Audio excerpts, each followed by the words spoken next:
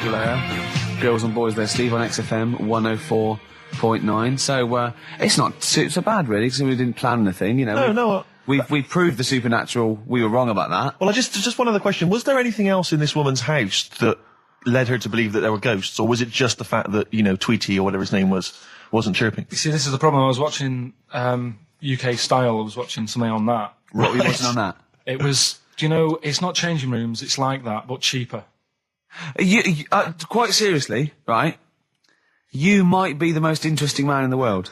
I'm fascinated by it. I'd like to follow you. I'd like to have a hidden camera on you. I can ask you any question. You know, I'd like to have you in a cupboard in my flat. So I just think about it. I wonder what Karl thinks of that. And I'd just throw something at you, and you know what I mean? Yeah, because that's what my dad did. Just kept me in the cupboard. You know what I mean, though? Yeah. I wonder what Karl would You're think never about stuck this. for a conversation point if Carl's around. That's what's genius about it. He's always got an opinion. He's got an opinion about everything. Yeah.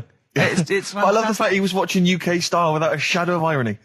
Yeah. No, that's what I like about him. Exactly, that's what's I wouldn't brilliant. like it if he was trying to be No, he's not. kitsch Yeah. and stuff. I like it because he's down the line, straightforward, no nonsense. Yeah. This is what I like. You know what I mean? He's going to be sort of like Jeffrey Boycott, Dickie Bird when he's about like 60 or 70. He's going to get on a bus and go to the driver somewhere, you need an haircut, you look like a scruffy get. You know what I mean? He's going to be a great old bloke that Genius. he doesn't get chinned in the pub. Yeah. Right? People protect him, you know, because he's like 70 or something.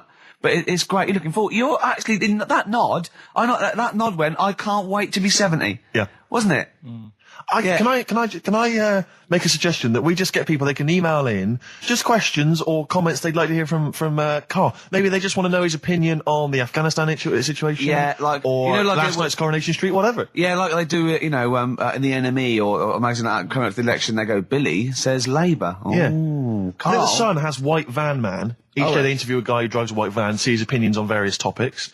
Karl is very much our white man van. White man van. Yeah. So any query you have, I think most of our listeners are, any to be honest. opinion that you would like to hear voiced from the K-Man, ricky.gervais@xfm.co.uk, or you can phone in. I forget what the number is. Oh, 700 800 1234. Sweet. Black Rebel Motorcycle Club, Love Burns, XFM 104.9. I'm Ricky Gervais. My name's Steve Merchant. Karl, what's your name? Press the buttons. That's it. Karl, I press the button. Yeah. Oh, bless him. People are loving the K-Man, aren't they? They are. People are saying they love him. He's just. He is. He's I think we've created a whole new Will McDonald. I like to think so. Yeah. Or Gordon the Gopher. I used to have a show in Manchester. Did you ya? used to host a show? Yeah, overnights. What kind of things was it? What kind of stuff? What sort of tip were you on? Phone-ins and stuff. Yeah. You did a phone-in? Not a proper one. What did people phone in about? No, they didn't. That was what's problem. There was no phones. Go on. No, just, you know, how things were going and that. Problems. Were you like an agony uncle? Kind of. That's amazing. Imagine that. Imagine sending someone to Karl. You got problems? Is it delicate? We'll go to Karl Pilkington. Hang on, looks like maybe there's some questions. I've got a few questions here. What's the one, what's Karl's view on... Karl, what do you make of nudism? Who's that from? Let me just check who that's from. Sort of it's a time and a place for it. That's from, it's very difficult to tell. That's great, you see. There's a time and a place for it. That is just brilliant. That is Dickie Bird. That's that sort of northern, confident soundbite. Wasn't it nudism? Time and a place for it. There's a time and a place Would you for do it, Steve? Would I do nudism? Yeah. He's not allowed. Not again. No, Yeah. It's not nice, is it, really? No, it's not with Steve. He's not allowed on any National Trust land doing it because he's caused the death of millions of starlings. That's true. There was something on BBC Choice the other night. It's a really short show. I haven't seen it before. Like an odd It's not a bloke eating cuppa soup and then another short show, like maybe someone cleaning their teeth with Colgate, and then the really short show. What was it? Go on. No, what it was about this old fella who he's into nudism. And he was saying he's done all right. Did he out play of it. volleyball a lot? He said he's done all right out of it because there's not many blokes who are willing to go nude for modelling and that. And he's about 70, so it's not. Is there much cry for that, do you think? Is there much demand for a He's doing 70-year-old all right. nude? He's doing all right for it. Sure. Good luck to him. And the odd thing was, you see, He had a corkscrew penis. he was just like walking around on a main road in like a seaside town. And Right. and cars would... See, that's not nudism, is it? That's mental illness. Yeah, he's just a bit dear. Yeah. Yeah. Yeah. Well, you know the competition we just ran there, the phone in, ask Karl and thing. People were phoning up. One person said, what do you think about new metal? Carl just quick as fast went, I hate it. Exactly. And he threw a question right back at them and went, do you listen to that in the morning? She went, yeah. He went, wow, you see, in the morning I like Ash. In the evening, I might listen to... I think he said Magic FM. Yeah.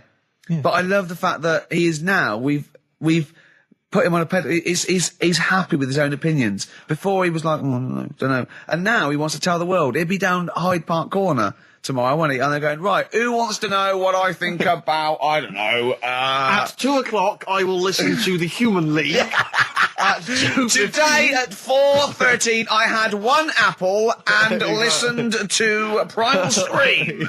Thank you.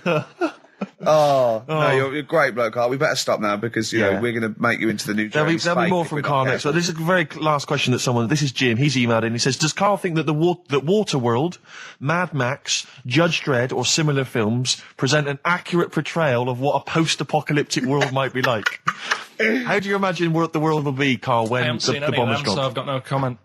Okay, let's forget the films. What do you think the world might be like if there was, say, a nuclear war and we had to survive underground for a while till all the, waste went away and we could come up and we could eat fruit again and, it was all weird and we had to start from scratch? I'd rather die. Okay. All Wouldn't right. you? Wouldn't you? Well, supposing it was sort of like, Britain was just like, it was all the buildings had gone, right? Or there was some bit of scavenging. There was like, and we hid underground and we came out, sort of in 10 years' time. Don't keep shaking your head. You know the question. You can go, no, rather die. And it was fine. You lived on tin fruit for a few years, right? Then you had to come up and start again. You had to find other civilizations. I'd want that thing that, is it Walt Disney had? Sort of, cryogenically put me in a preserved fridge thing and say, look, wake me up when it's all built again. I couldn't be doing with that, walking around with a hard hat on all day. Yeah, what would you do? Set an alarm clock? You're the only person. What, you get in a fridge and leave a note? If you find this, do not disturb till 2012. You know what I mean? No, but saying that wasn't... Well, I mean, what would you do first? You just come out into the light. It was like, Saxon Britain. There was nothing. You just have to start again. What would you do? What would you do first? I'd probably go and see where I live now to see what's left of it. I love how he thinks. Oh, Carl, if you were the last man on Earth, right, and you had to have one other woman with which to start the human race again, right, and not your girlfriend, who would you start the human race again with? Which person would you want to? Bear in mind, it's not just like the fact that you've got to have kids. They've got to be able to provide something in this world. They've got to be leaders, and they might be all melted. And exactly. So their beauty may have. They've just got one good eye, but now they can tell what you're thinking because of radiation. Yeah. They tried to go through a pod, and there was a fish in there for some reason in their Wellington. Ooh. I mean, for me, probably. What would you rather kiss, a mermaid or a unicorn? Carl, quickly. Mermaid. Why? No, I want him to answer my question. Because he's got a lady's face. Okay, then. What would you rather kiss, a lady with the body of a fish or the body of a horse? A fish. Wouldn't you? This is the best thing in the world. It's just like, when you call a file a rude word, and then the computer goes, do you want to open tits? You laugh, because it's like, that's what playing with Carl's like. It's sort of like you input it, and you always get, you know what I mean? You sort of get... You get more back than you bargained for. Yeah. Oh. Probably only because I've seen films, that one with that Hannah Darrell or whatever her name is in, and she looks alright. I've never seen Hannah a film with a woman with a horse's body. Maybe if I've seen one, I might change my mind. Okay, can you email us a picture of a woman with a horse's body? Yeah. Yeah. Ricky.Gervais at XFM. Or do they exist? Anyway. Do you reckon unicorns exist, Carl? No. Look, let's play another song then, because I think we were going to give away some Incubus tickets. We seem to have got sidetracked. Beatles, Revolution. Mm-hmm. Was that clear? Yes, it was. Yes. Yeah, good.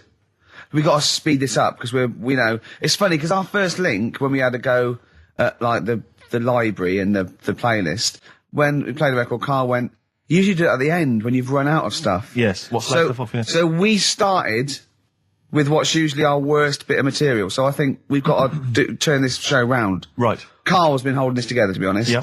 Mm-hmm. It's Carl's beautiful naivety and, can I say it, Carl, in the nicest way, stupidity. Yes. That are keeping the listeners... I wouldn't class it as stupid. I'm only joking. I'm only joking, mate. Of course you're not stupid. Everyone knows you're not stupid. You're sincere, and that can sometimes be, frowned upon in this cynical world. Would you say you've learnt stuff from me in the past few weeks? Definitely. Definitely. Rather like a scientist learns from injecting mice.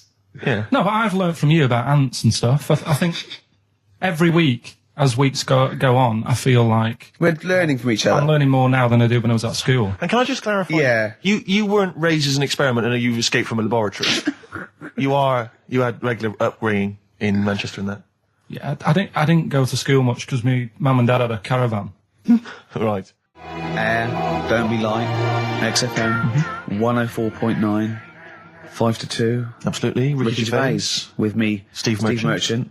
Smirch. The Smirch. And the K-Man. KP, Karl Pilkington, the K-Man. Pressing the buttons. Yeah. See that in Heat this week? What was it? About the campaign to stop Karl going back to Manchester. You know, because he's a miserable sort of northerner who goes, London's crap and I'm going to go back up north. Yeah. And I only need 40 quid a week to live up there like king and all that sort of rubbish.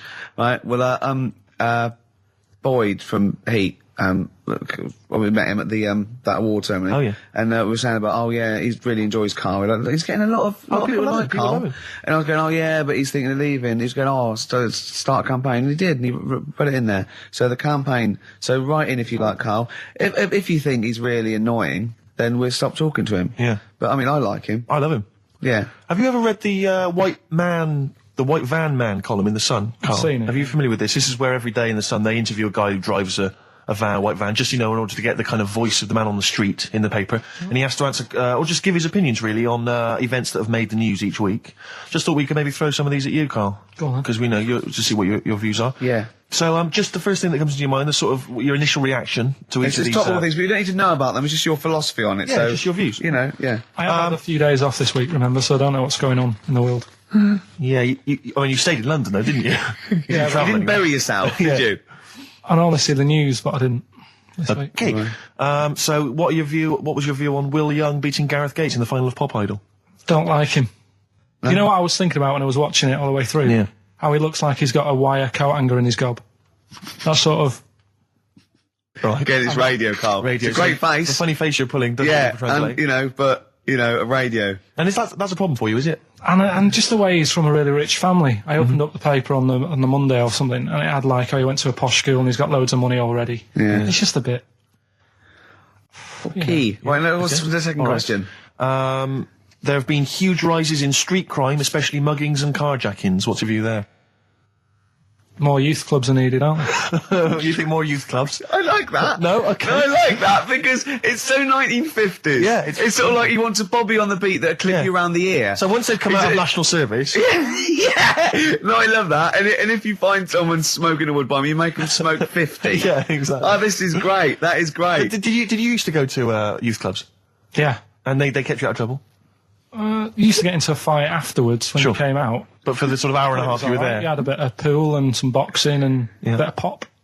Yeah. So more youth clubs, that's good. I love him. I love him. If you're at home, just make notes, because this is brilliant stuff. Honestly, you won't hear more honest, from the heart stuff opinions than this. This is great. Go on. This is not pre-planned. These are your direct responses now. I promise you, Karl did not know what we were going to do. He never knows what we're going to do, and he always answers honestly. That is the beauty of Karl. It's not an act. What is your view, Karl, on New York's former mayor becoming Sir Rudy Giuliani?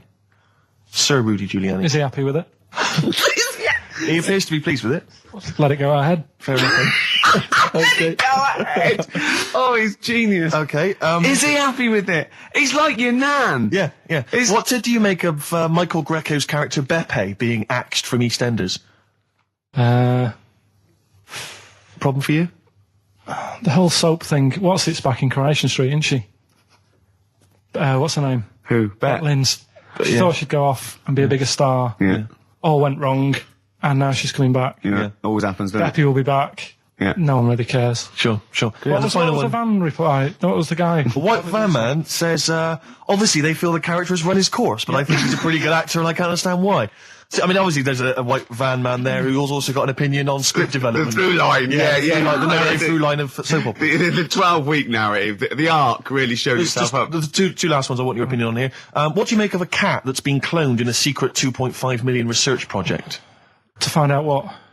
If they to can clone it? cats, yeah. Have they had to hurt it? Sorry? Have they had to sort of hurt it to do that? Have they had to hurt it? Yeah, or is it just scraping its tongue for some stuff? I think the cat's fine. The point is that they're cloning another creature, which is potentially very dangerous.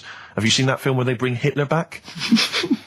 That cat. What if that cat turned out to be a world dictator? Exactly. What do you reckon of cloning generally, Carl? You concerned about it?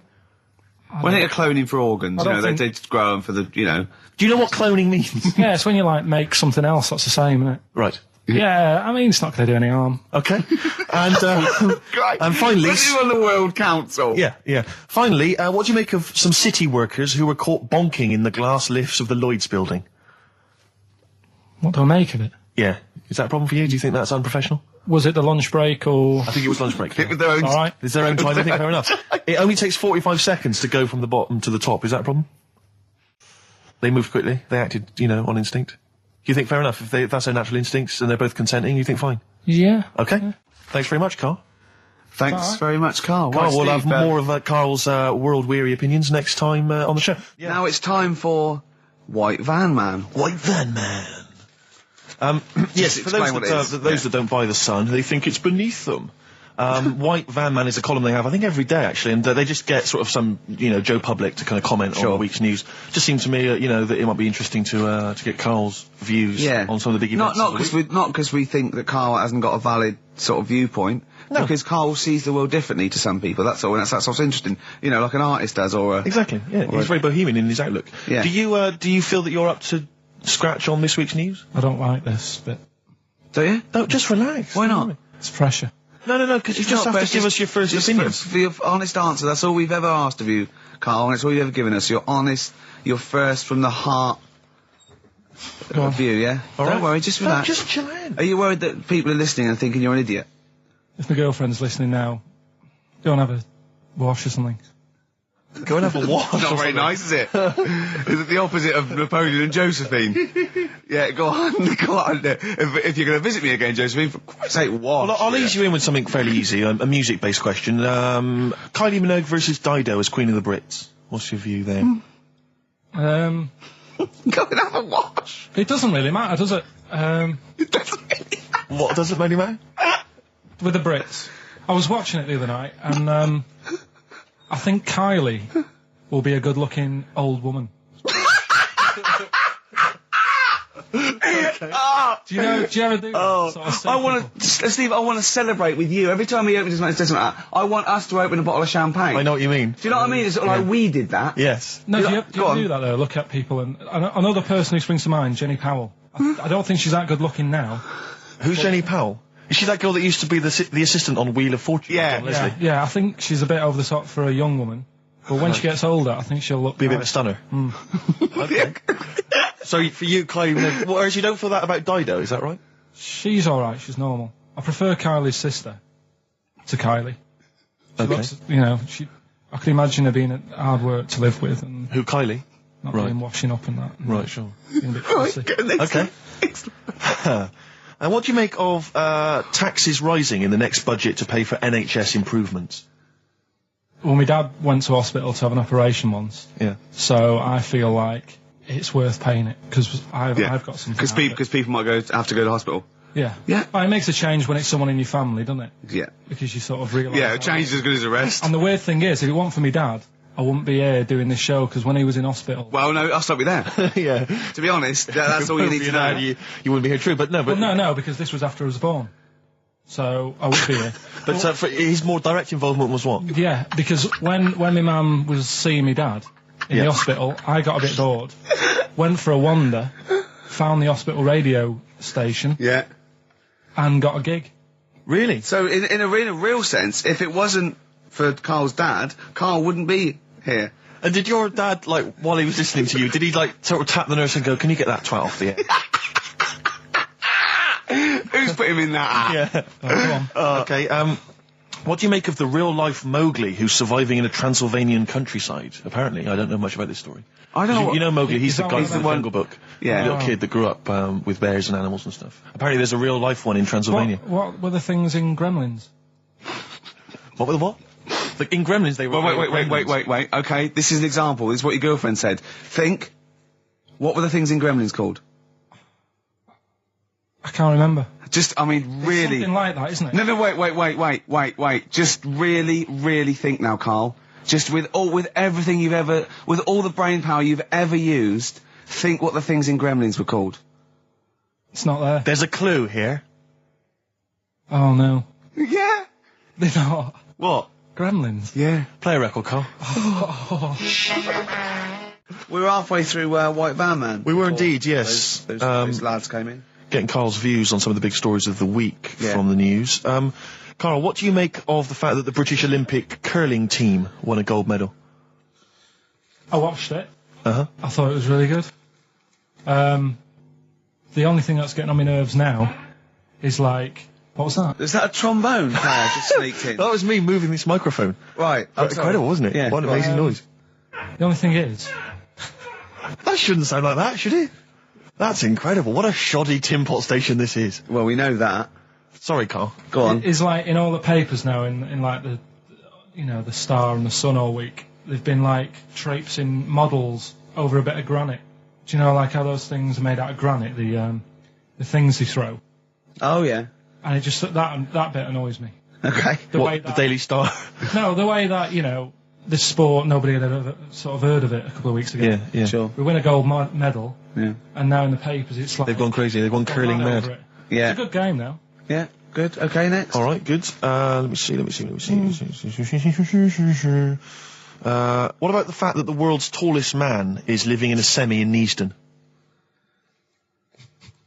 It's all right, isn't it?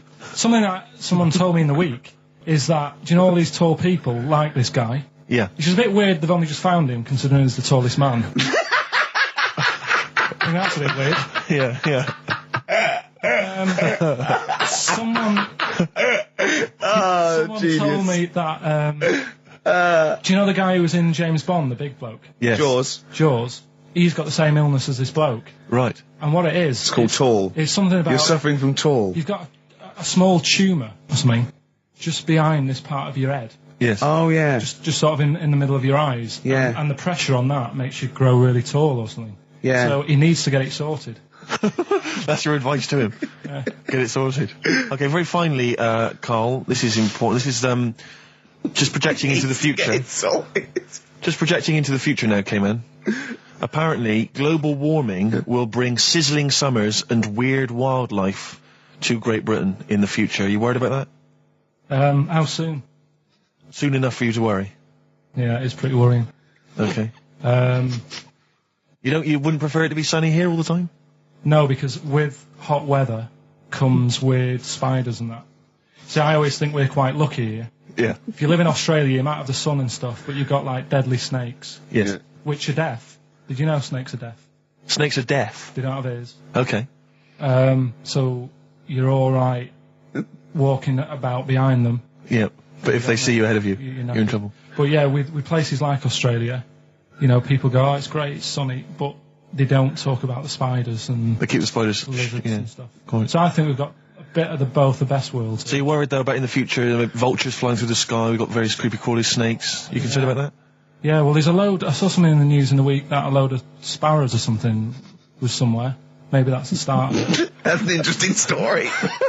Was that front page or? There's a load of sparrows somewhere. Read all about it. Sparrows somewhere. Some sparrows somewhere. Sparrows somewhere. Load of sparrows somewhere. Sparrows somewhere. There you go, anyway. Excellent. That's Thank you great. very much, Carl. That's Carl giving his views on the news. Don't do that next week. Why not? I just don't like it. Why? Pressure. It's not pressure. You did brilliantly. Yeah. Well, I think we should have a White Van Man session. Oh, White Van I Man think people tune in for the White Van Man Yeah, session. people who haven't Carl. tuned in, they don't know. If people aren't familiar with this, The Sun runs a column every day which is asking some punter from the street their views on the week's big events, and we just thought, why not hijack that idea, but apply it to Karl Pilkington. Carl, I've seen much news again this week. you've not seen much news. Don't worry, I'm sure you have an opinion on it anyway. Just give us it from your heart. So Gladiator. Okay, so, well, on the subject of Gladiator, what do you make of Russell Crowe's appalling behaviour at the BAFTAs? This is, I heard a bit about this.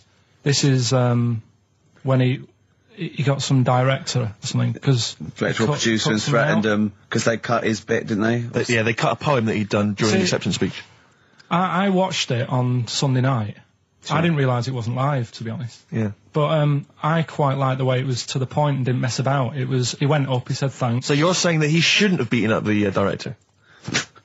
Is that what you're basically saying? It's a bit over the top. You thought I mean, if you didn't have time, if you really, I mean, what's the poem got to do with the film anyway? He was an awards. So do you think it's ever justified to beat up a TV director if you're a major Hollywood star?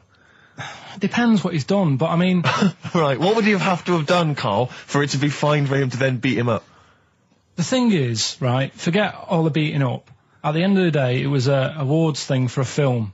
The poem had nothing to do with the film. Yeah. So go up, collect your award for that thing. And if he really, really wanted people to hear about this poem, he could have photocopied it and left it at the entrance and said, on your way out, this is a really nice poem, pick one up. No, but the thing is, he knew it was televised, so he knew by saying that poem once, he was reaching 5 million people. That's a lot of photocopies. Do you see what I'm saying? I'm not saying he was justified. It wasn't a poem award. If it was an award show for poems, you'd say you can't cut it out. It'd be like doing the top 40 and then going, number one's good, but we haven't got time for it. But it's a films thing. Okay. And he went up and he got the award for the film. Which film was it for? I don't know, but when I wanted to give you results, I said, let's give Carl his results. Steve went, no, we should introduce people to Carl again, just remind people what Carl's like. And he's so right. I'm so glad we did this first. Am I right, though? Carry on, Steve. Okay, the next topic, what about this big debate over whether Kylie Minogue's had a bum job? I'd have to see it. Next. Okay. What do you make of Will Young's single? He's the Pop Idol winner. It's going to net record-breaking sales, apparently. It's going to go straight to #1. He's had millions of copies sold. I heard last week that you had to, if you wanted to buy it from Woolworths, you had to go in and put £1 down to guarantee you getting a copy. Wow. I think that's stupid. But what do you make of it, though? Do you think... as a song? Both as a song, and are you excited about Will Young and his future? No, he'll do all right. I don't think we have to worry about him. Okay. He'll do all right. It's not my thing, but he seems like a nice bloke. Okay, very good. What do you make? One? Yeah, one final one then. What do you make of our scientists getting the go-ahead to clone embryos for research? We have discussed cloning before, and obviously there's the pros and cons of that. Christopher Reeve, former Superman star, he's behind this. Are you behind him? Yeah. I mean, with everything, you have your good and your bad, don't you? Yeah. At the end of the day. If you didn't have bad things in the world, then you wouldn't enjoy the good things. I think, it's like if you didn't have robbers in the world, policemen wouldn't have a job. So it's the same thing. It's like, it's an illness. Yeah? What are they messing with? It's probably a bit too detailed to go into there, really, but... Do you know what I mean? Yeah. It's good and bad. You can't have it all. Yin and yang is what you're saying? Yeah. Okay, Carl, I can't argue with that, mate. I want to play a track now that I haven't heard for a while. It's The Verve, isn't it? Yeah. Sonnet. Lovely song. Coming soon, those big exam results. Anyway, Carl, look, let's have a little quick session of White Van Man. For those that don't listen to the show regularly, The Sun, as you know, has a section called White Van Man where a member of the public gets asked their opinions on the week's big political and social hot potatoes. Carl, we just thought it would be fun if you answered some of the questions. It's not so much questions, it's just your views really on these big news stories. What do you make of Olympic ski hero Alan Baxter testing positive for drugs? What did he do? Well, he won a gold medal in the Olympics, and what? He was a skier. Right. And he won gold medal, and they've just tested him positive for some kind of illegal drug. But what? I mean, if he did, why take drugs to ski?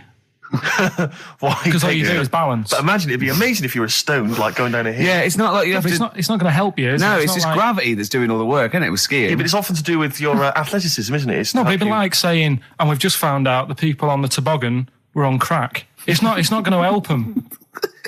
You sit there and you go with the flow, and you hold on. Could I say, the drugs he was taking... that's his defence, It probably wasn't jacking up H or, dropping a few E's or getting stoned. He was probably taking more sort of performance-enhancing drugs, as opposed to him just, scoring some shit around the corner from someone, getting off his tits and jumping in a toboggan. Doesn't mean that, does it? He wasn't off his nut. Yeah. You tested you pissed out your head. But why doesn't he just say, don't be stupid, why would I do that? It's just not going to help me out. But it is, isn't it? Because performance-enhancing drugs do. Wait a minute, Steve. Wait a minute. Carl. Right, look at this way. Okay, look at me. Yeah.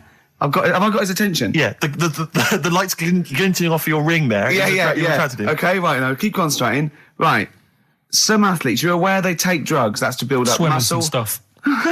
Yeah, swimmers. For Runners. example, runners, yeah. Not only do they help build muscle, right, but they can actually, give them a boost performance-wise. They're sort of like steroids and all this sort of stuff, right? So that's the sort of thing we're talking about, okay? Right. So again, he wasn't on a bong would that help before. you? What? Why would that help you when all you've got to do is balance on skis? Not when you're at the Olympic level. Yeah. There's a lot to do with, your body and your legs. It's practice, isn't it? It's like, if you've skied for years, then you've got good balance after a bit. Oh, do you know what, Carl? Do you know what? You've made a mockery of drug taking. Well done. Right, next one, Steve. I hate this. I don't know if you saw it. What did you make of Posh Spice's Warts and All documentary? Yeah, I saw a bit of it. What did you make of it? I mean, people are slagging them off, aren't they? Saying, she's daft and that, but... Don't you? She's... I think they're all right, honestly. Yeah, all right. She's all right. I mean, I think David's really a decent bloke. Sure. Do you agree that he's quite a simple man? Yeah, but he's a footballer. He doesn't need to be... Do you know what I mean? It's like me. Yeah. Like, all right, I only got an E in history. Sure. But knowing about the Tudors doesn't help me press these buttons and put the next CD on. No, sure. Do you know what I mean? Yeah. So, good luck to him, and he's done well out of it. It's just jealousy. Yeah. I remember, though, when I was back in Manchester, I was in Piccadilly train station, and he was there, right?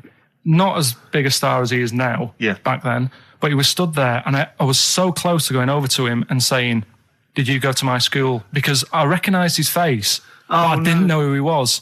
Do you know when you sort of go, sure, I went to school, it's not the one with the big head. Yeah. But I do recognise him. Then my girlfriend got off the train and I said, I'm sure I know him. She said, yeah, it's David Beckham. And I was so close. Thank God to for your going girlfriend. Does she get an awful lot of scrapes, does she? She does, yeah. Okay, what about the fact that the pension crisis is going to force Britons to work into their 70s, Carl? You might have to carry on working into your 70s before you can claim a pension. I think it's a good thing. Because you see a lot of old people who look bored.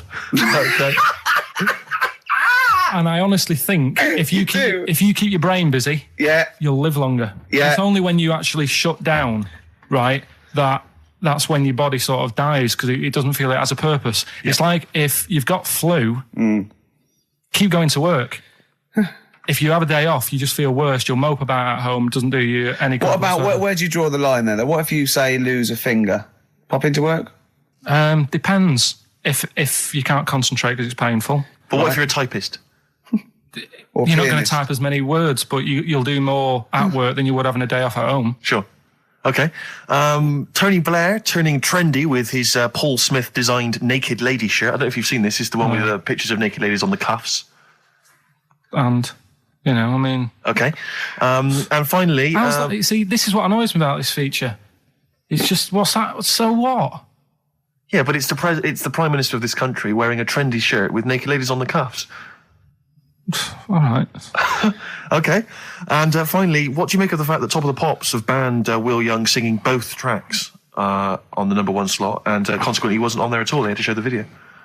The first time anyone's ever made this demand. He wants to sing both the A and B side. Well, he can't. It's double A, yeah. Double A side. That's what he wanted to. That isn't how it works, is it? Yeah, I agree, yeah. And the thing is, which one...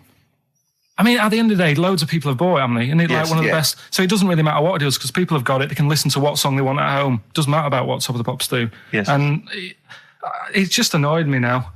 Who's annoyed you? Just what goes on in the world. I tell you, you're better off not knowing. It's better being in my little world. If that's what people are talking about on the streets and asking the white van man, do you know what I mean? I think you're right, Carl. I think you're right. Shall I play a lovely song for you? Because you're getting all stressed now, aren't you? I've not had a good day. No, I know. We tell you about it. It's not a good day. Well, I'm going to play a Neil Young track here of Harvest. It's Alabama. It's beautiful, and this is for Carl. Right. Steve, it's time for White Van Carl. We should definitely get some jingles. I think the show sort of lacks jingles. I think noises, funny sound effects. Yeah. Well, that's wow. Yeah. What's Mr. Nosy Neighbour interested in? Hello, what's going on here? Oh, we should definitely get some pre-recorded comedy noises, Carl, for next week. That's my job, but unfortunately I'm busy reading about Hitler.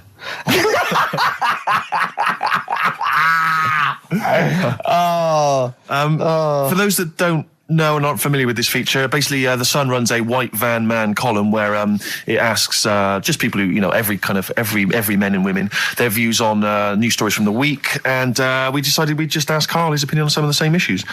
This week... Not like us to rip off another idea and just use it for our own... No, but this time... The white van man in The Sun this week is Herbie Crossman from Harrow in Middlesex. Herbie. And he's asked his opinion, Carl, and what's yours, on pop idol Will Young admitting he is gay. Come on, Carl. I don't understand what the big deal is, to be honest. Okay. No. Talking to different people about it, and they've said, it could affect the sales, girls won't like him anymore, which I think is rubbish. Yeah, because it finished George Michael's career, didn't it? Oh, yeah, and I was thinking when I was growing up, right? And Freddie Mercury. I was into Kim Wilde, right? Sure. Now... And her kids. You're not going to tell me she's gay, are you? No, but if they said, she's a leather, right? I wouldn't say, right, that's it, I'm taking kids in America back to the shop, I'm disgusted. Sure. I liked her. Yeah. I don't think I'm ever going to meet her and marry her and that, so what does it matter? Yeah. Will Young, he's a good voice, he's gay, a lot of gay people in the world. Georgie boy was gay, I guess. There you go. Nothing more and nothing less. The kindest guy I ever knew. So Do you Bowie? No big deal. That's one of your favourite songs, isn't it? Brilliant. Killing a Georgie Parts 1 and 2, isn't it? Yeah. Okay, what do you make of the police protesting to Parliament over reforms? That's not the band, before you say. Right, what's all that about? Okay, well, the police have had various kind of gripes and grumbles which they've taken to Parliament, try and get them sorted. Like what? Well, it could take ages, basically. They don't like the pointy helmets anymore. Yeah. They want flat caps. They feel that their powers are restricted. They get a lot of bad press. They're not being paid well. They're only resource. They actually demonstrated, didn't they, outside? I think they may have done, yeah. Well, at least they're doing something about it instead of just sitting there moaning. Do you know what I mean? Okay. They're going to the top, trying to sort it out. Yeah. I admire that. Mm-hmm. Yeah. What do you make of the police generally? Are they doing a good job? They've woke me up a couple of times at about 4 a.m. when I was a kid. Right, was that because they were looking for your brother in his tank? Yeah, did a Sherman tank just come through here? Yeah. No, my mates nicked cars and gave my name and all that. Right. Were they friends of yours? All right. Yeah. Okay. What do you make of fears that dumped Britney Spears? She's been dumped by her boyfriend. There's worries that she may be cracking up, Carl. You concerned? What are the signs? I'm not entirely sure. I'm just reading from this section, but I would assume that she's obviously showed signs of depression, maybe. She'll be all right. I remember, Zoe Harris, when she sort of got bored of me when I was a kid. Yeah. Get over it. I don't even think about her now. What? And how long did it take you? How long did it take you to get over Zoe? Zoe Harris. How long did it take you? To be honest, right, it was like one of my first girlfriends, and she was a pain. I remember I went out with her because she wouldn't stop hassling me, right? Yeah. I remember A good reason to fall in love with her. Oh, go on then. I never talked to her, and then the bit that really got me, I thought I half liked her, and then I remember, right, we were at a school party, sort of infant school. Infant school? Right. Are you sure it wasn't junior school? Well, it's on the cusp. Yeah. Like, when you're about to leave infants and go to the next one. Yeah. And she was crying. Because You were saying, I don't think we should move in together. She was crying. She was crying. Oh, old was she? Had you She must stolen have her been- milk? She must have been nearly 6. Why didn't she grow up? No, she was crying because somebody had stood on a dress and put a bit of an hole in it. And I said, oh, for God's sake. I can't stand this. Oh, So God. you- I just think him. So you gave her a slap? I just think of him like 6, like with clogs and a flat cap, going slightly bald, going, for Christ's sake, woman, come on. Oh, Light my pipe. That finished it because all her mates were saying, come on, Carl, she's upset. And I was like, oh, whatever. So I saw her again. hold on, though. Wait a minute. What do you mean all the mates were saying, like, come on, Carl? They were 6, weren't they? Yeah, but they were saying, come on, she's crying. Help her out. And, Like, and you she's- did nothing? She's got injured. Got a hole in her skirt. Yeah, but she was upset and you were her boyfriend. Well, So what did you do? Tell me the story. Where were you? Didn't work out. You were at some kind of school do. There was a hole in her dress. It didn't work out, he said. Do you treat your current girlfriend in the same way? This callous disregard for someone's feelings? His current girlfriend does not tread on her dress. Does she? Oh, she didn't. So, as far as you're concerned, what was her name? Sarah? Zoe Harris. You just felt like, well, if she's going to make a whinge about, a silly little hole, screw her. Yeah. You're all heart, Carl. What would you have done? I'd have gone over there and give her a lovely kiss. No, you wouldn't. Yes, I would. We were playing Dead Arm. In the corner. Ask him another question. Okay, very final thought then. What do you say to the fact that a judge has decided that we, the general public, have a right to know about stars' flings? Basically, this is an excuse. This is basically saying, should papers be allowed to print tittle-tattle about celebrities? Oh, this is... providing it's proven true. Oh, this is something about, isn't it, a Division 1 football or something? It definitely had a Premiership football, it had an affair. And it is true, but he's trying to keep privacy. And the judge said, well, it's not for us to censor the press over things that are true. Right. It's up to the general public to either boycott or not, that publication. What do you think, Carl? What about all this, exposing, going through the, the bins of celebrities? It's not right, is it? But no. People are interested in it and buy the papers to read it. Do you know what I mean? I mean, like I said to you the other week, everyone has a go at Beckham for not being that bright. But at the end of the day, he's a good footballer. It doesn't really matter what goes on off the pitch, does it? Do you know what I mean? Yeah. So but what if you were a celebrity and they sort of splashed over the front page the fact that you just, didn't care less for Zoe Harris and her torn dress? Zoe Harris is still upset. Yeah, they dug her out, The night Karl Pilkington reduced me to tears. Nah, I haven't done anything that bad. Sure. I won't be worried. Did you win the Dead Arm contest? No. I was thinking about that the other day. Do you think there's a chance I could get blood clots in later life? Did you play that a lot? Yeah, a hell of a lot. Did you ever do it, but kind of headbutting? No. Okay. Because that would have explained something. Dead arms. Sure. Any more? No, that's it, Carl. It was with people's blessing, was it? You had to give them a go? Yeah. And you played it with girls? No. All right. Oh, my mates. Right. So you were playing Dead Arms while she was off dancing and getting her hole ruined? Yeah. You romantic, you. That's great. And you haven't changed a bit, have you? You still do that to this day, don't you? At functions and events. Oh, dear. Well, what track we got here? You've wanted a track. Yes, I just thought I'd dig out some old Elliott Smith. I've quite enjoyed his work, and this was a previous single and the first track from his album Figure 8, Son of Sam. Express 2 featuring David Byrne, Lazy, XFM 104.9, 1:45. I'm Ricky Gervais. Steve's got the sun. Yes, we're just going to be doing White Van Carl, where we ask Carl the questions the Sun asked some other bloke. That's right.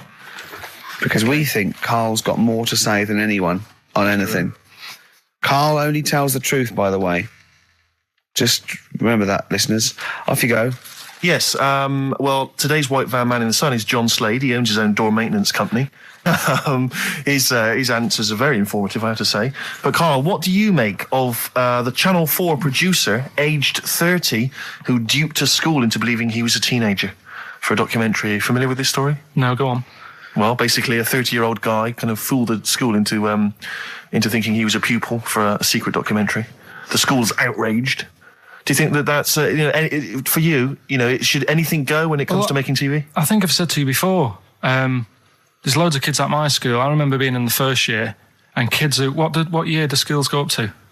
I was in the first year. What is it? 11. 5? Oh, sorry, first year of infants and juniors. No, secondary school. 11. Right, year 11. Kids have beards and stuff. No, not year 11. They're 11 when they first go to secondary school. Right. Well, I'm 11. The kids at the older end. Well, there's a fifth form, and then there's you can leave when you're 16, I think, can't you now? Right. Well, kids who were 16 looked old. They did have beards. I remember going there and thinking some of them were teachers. I think he's answered that. Next one. What's the next one? Tattoos and everything. I think they're kids in the earlier years even. What do you make of the fact that Mariah Carey's £38 million payoff has cost EMI staff their jobs, and we're talking 1,800 EMI staff who have lost their jobs? What do you think of that? Yeah, I mean, is that silly money, Mariah Carey, on 38 million? She doesn't need that much. She doesn't need that much. She has to dress nice, though. It's not her fault. I'd say it's bad business. Okay. Because EMI, did you say? Yes. Right. They've got rid of them staff. Mariah Carey's left. Who's going to do the work? Do you think Mariah should come back and do some temping? Well, they should have got a loan and paid her. Okay. Do you know what I mean? Vicious circle, that. Right. Have you done a business degree or anything? Have you? Commerce. You did commerce. Where did you do that? What did you do with that? At school, I'd learned how to fill out a cheque, pay a bill, and I think I had a trip round Kellogg's. Did you get an O level or a GCSE? We know he didn't. You know, But was there a commerce exam or was it just a division of Can't maths? remember. What did you fill out a Was it a check? subset of It maths? was an option. It was like, if you want to do it, you can. What do. was it? Fill out a check. Fill out Pay a a bill. check, Pay a bill. Have a visit round Nip round Kellogg's. Kellogg's, and I saw my sister's boyfriend there at the time. He sorted me out with some variety packs. Really? What was in them? You know, Rice Krispies and Good stuff. Cocoa Pops? Space Dust or whatever it is. Space Nuts. So, sorry, that wasn't Ken Dodd, though. No. That was someone else, was it? That was an aunt. That was it, yeah. That wasn't Special K. Oh, dear. What about this then? Home Secretary David Blunkett admits that muggers rule some streets.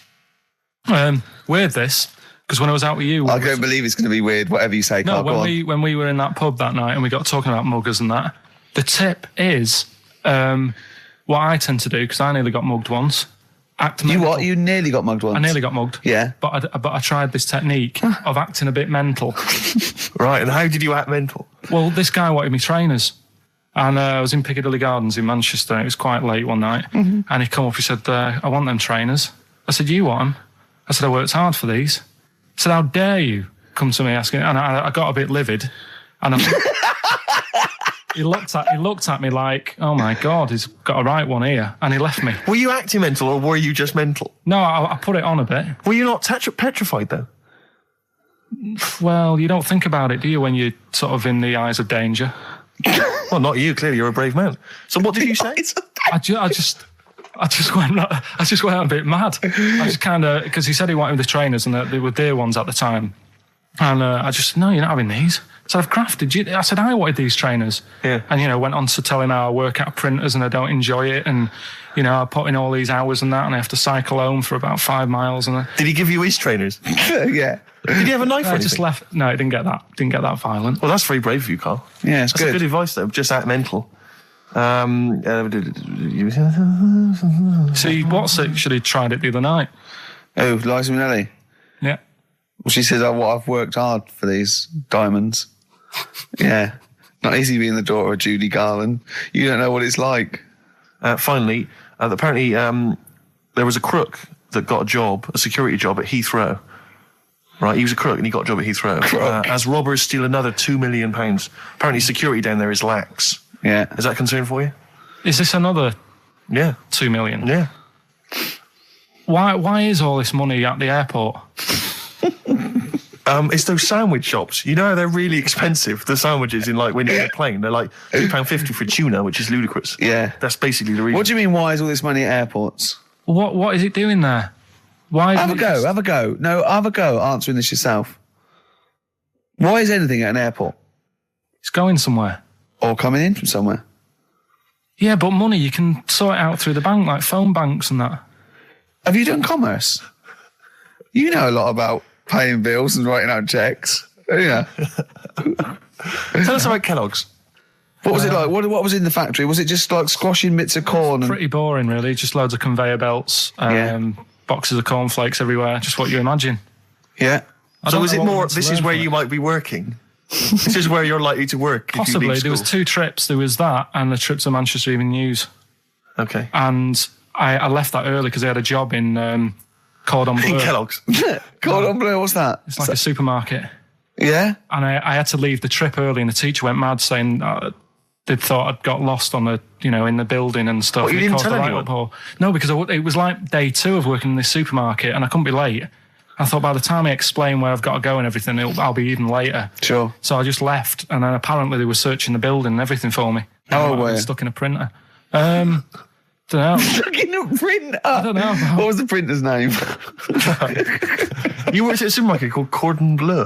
Cordon Bleu. Brilliant. That's great, isn't it? It's rubbish. Oh. Got sacked. You had What did you get sacked for? Messing about in a back in the car park round the back. Yeah. Right, there was a grid and all the concrete had gone funny. So when it rains, you got like a big lake. Oh, yeah. Right? And I got in, do you know those big metal trolleys you get to like put all the food in whilst Oh, yeah. And I got in one of them and pushed myself out into this lake. Of cement? No, water. Full of water because it'd been raining. Right. And I got stuck in the middle, right? And the boss was like, where's Karl? He's meant to be doing, facing up the beans.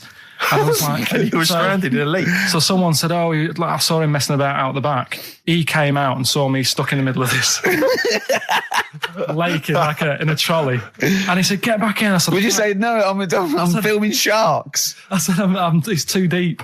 I can't get out. You'll have to pass me something. And he said, I'm not passing you nothing. He said, you can get out of there and walk through it. I said, I'm not. I've got my trainers on, probably the same ones. Yeah, you've risked your life for them. Yeah. I said, I'm not getting these wet. He said, what are you going to do? I said, I'm going to wait for the water to go down the grid. He said, the grid's blocked. Now get out or you're sacked. I said, well, I'm not getting out. He said, right, you're sacked. So you were sacked? How long did you have to wait for the water to go down the grid? In the end, I did get bored and I sort of did a bit of a leap and a jump and got 1 foot wet. How long were you waiting? About half an hour. Just think of it. I mean, how did he get himself into that situation? That's fantastic. Should we play a record? Oh, definitely. That's a joy. Oh, you're an absolute pleasure. More White Van Man next time on the show. Electric Soft Parade. I keep trying to get the album for free from you, Karl. You've not sorted me out yet. I have to rely on other people to give me different copies. No, I did try. Tracks. I'll keep trying. Please do. This is one called There's a Silence, Electric Soft Parade. Right, well, it's time for White Van Man, which is where we ask Karl the questions that the Sun asks someone else. Exactly. It's an article in there where they ask them, typical man on the street, the big questions of the day, gives them their platform to the nation, and we think this is just too good to let out because we only care about one person's opinion in the country now. That's true enough. He's the K-Man, and there he is. There he is. Right. Karl, your thoughts, please, on Kylie Minogue slagging off Britney Spears for ignoring her fans at her premiere. Are you aware of that story? No. She got booed at her premiere of her new film, Britney, because she'd left her fans waiting for like an hour. Some of them had travelled up from Bristol, other parts of the country. 3,000 of them. Loads of them screaming for her. She just went straight into the theatre an hour late, just gave them a quick wave and straight in. Didn't even bother to shake their hands, sign any autographs. So they were booing. What do you think of that, Karl? And Kylie's obviously said that was actually outrageous, and you should treat your fans with respect. What do you make of it? So she did wave. Yeah, but literally as she was walking into the theatre. Was it raining? No, I don't think it was. He's like a defence lawyer who hasn't really read the brief. He's just winging it. Judge's first joke, was it raining? No? Oh, shit, I was relying on that. Was she running late for the start of the film? Yes, but that's her own fault. I mean, the people are inside. They're not going to start the film without her. It's Britney Spears. Yeah. She could take some time out. When Tom Cruise came here, he spent like an hour and a half shaking people's hands, talking to people on their mobile phones, all sorts. That's Tom Cruise. He's a bigger name than Britney. I know, but he's a smaller person, but he's a bigger name. What do people want from people? Do you know what I mean? Yeah, an autograph, things like that, a photo. This one's going nowhere, Steve. Is there another one? Fair enough. It's not bad. If she had more time, she might have done it. I bet she would have done it on another day. I mean, I'm not feeling too good today. But you're going to still take time out to sign people's autographs, surely, when you leave the building. Yeah, there's always a bit of a crowd, isn't there? Next. Go on. What do you make of New York's ex-police chief saying we need more bobbies on the beat? He's come over here. He's the guy that sorted out crime in New York City. He's come over. He said, you're going all over the place here. You need more bobbies on the beat, more policemen, a visible police presence. There was something last week about some copper in London who was sat on a bench and he was asleep or something. Okay. And people were like outraged because like he should be looking after, England's people, not nodding off on a park bench. Which is a bit daft because they were shouting he should be looking after England's people. Was this the 16th century you went back to? What do you mean he should be looking after England's people? Wherever he was, if he was in like a park somewhere, they were really annoyed because he was asleep. But sure. He was probably undercover. No, but the thing is, if there would have been any trouble, I'm sure he would have woke up. Yeah. If there was any if someone needed help and they screamed, he would have woke up. So I don't know why they were having a go at him. Yeah. And he might not have been there at all. So, it was, he probably have his radio turned on, didn't he? Yeah. Listening to Heart. So you're not concerned then that there's not the crime's going up? I think there's enough. I see quite a lot of them whizzing around. Okay. You're happy then? Yeah. As long as you're happy, Karl. So you don't think it's too much crime? No. Just the right amount of crime? Yeah. That was the record before us, and here we are, pre-recorded, because we did this a few weeks ago, because we're not here at the moment, are we? We're away in that. I'm Ricky Gervais, with me Stephen Merchant. Hello there. And Karl Pilkington. Well, he's not actually with us. No. He'll be in some of the best of clips that will be coming up shortly. Yeah, this is just us, isn't it? This is just us. We did this, when did we do this, Rick? A couple of weeks back. Hold on, what is it? What It's the day is it? 27th today. Yeah, well, I enjoyed Christmas. I loved Christmas. I love Christmas. I had a great time. What do you get? Loads of presents. So did and I. I'm glad they made it to number one. I'm really glad. Stroke, he, she. Yeah, I'm really glad that the pop idols, Cliff Richard, Westlife, made it to number one. Bo Selector. Yeah, just delete that. Yeah. Okay, well, we're going to play some of the best of, some of the greatest moments of the last 3 weeks. Yeah. Ever heard on XFM 104.9. What about this? Do you remember this one? Oh, which one is it? Alright, so, here's the first bit. Right, there was this is what it's like about getting presents and stuff, right? With my mum and dad. Go on. My mate, Colin, right? Colin Mackin? No, Colin Bailey. Oh, right? yeah. He had a little Sinclair Spectrum, right? Yeah. Computer, Yeah. which was like the thing to have at that yeah, time, yeah, right? yeah. Used to always go round to his house. The deal was... Not the one you had to play through the window because you weren't allowed. No, that's another lad. Oh, right? yeah. This is a different lad. And the deal was, he came to our house, and my mum gave him a pie. And then I'd go round to his, and I'd stay there for a few hours playing, Hungry Horace and stuff like that on it. Sure. Right? Now, my mum and dad knew that I really wanted one of these computers, right? So I waited about a year. Came round to Christmas Day. I thought, I reckon might have one. Turned out they bought me the wrong one. They bought me a ZX81 instead of a Spectrum, right? And Christmas Day, I'm there trying to load the games up. It's not working. I'm thinking, what's wrong, right? And the thing with me, when I was a kid, I used to get quite sort of agitated. This is the moment. Right? I found out that it needed a RAM pack to make it work, right? Looking in the thing and it's saying, and make sure you put your RAM pack in the back. And I was like, oh, where's the RAM pack? And my dad's going, I don't know, I've got you the main bit. That's it. So I was that wound up, I just was sick, right? Just sick. I didn't feel sick or anything, I just was like, oh God. Went to the sink, just sick. Because I was that on edge about it. I said, come on, we've got to get one. And my dad's like, Tandy's shut. We're not gonna get anything today. Ruined again, Christmas Day. That was after the year when my train set got blown up by our kid. The following year, no RAM pack. And now you ask me, why don't I get good presents? He's scarred. He just I'm gonna die. Honestly, I'm gonna die. He's just screaming sick. Yeah. There's no RAM pack. Did you get to the bottom of it? Why wasn't there a RAM pack? You have to buy them separate. Oh, It's one of them cons. What do you mean I can't play Frogger? Oh no. So, wasn't there another incident when you threw up? Spontaneously threw up? Through sheer anxiety? I do get it. It's not so much now because I've relaxed a bit, but as a kid I used to be quite on edge all the time with certain things. Do you think that's what happened to your The cat wind. that kept being sick? That it didn't get the food it wanted? And it just threw up? Do you remember that? Yeah. God, so they shaved it. No, like, again, I spoke to you in the week, and I had much better things, like when I tell you about Brian Blessed climbing Everest, and for some reason it made him, it played havoc with his belly, and he followed through, and he had to clean up. Shut himself? Yeah, using ice and snow. Why are you telling me that Brian Blessed... in what way is telling me that Brian Blessed shit himself once in any way educational? Because I was saying how he was climbing Everest, right? Right. I give it to him, he's an actor and that, but he gave that a go. Yeah. Right? It played... What's the point of that, you'd say, wouldn't you? You'd say, God, he's he's so he's alright. Me doing a boxing match, there's no reason is rubbish, but him climbing Everest and shitting himself... Yeah, he did that. It's commendable. Right, and he's only going to, go and do it again. He's going to climb it again. Yeah, but he might not shit himself this time. Yeah, what's the point in going? Nothing's changed up there.